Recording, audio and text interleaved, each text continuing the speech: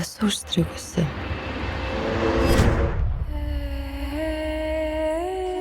Įžengiau į naują pasaulį. Ir stengiuosi sekti naujas taisyklės, stengiuosi atsipalaiduoti.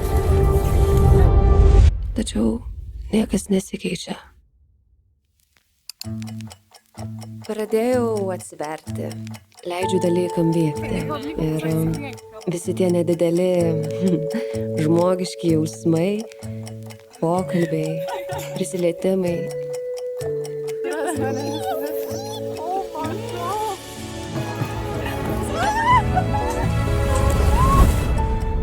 Tada pradedu jausti savim, kaip atgaivina mano vidų ir vėl pradedu patirti nuotykį.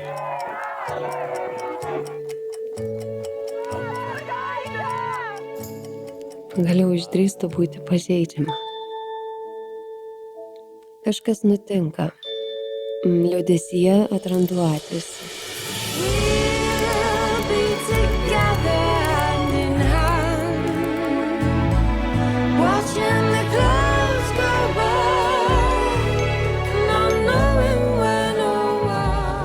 Tada visi dalykai ir reikalai yra tik niekas, palyginus su širdimi, švelniu palietimu.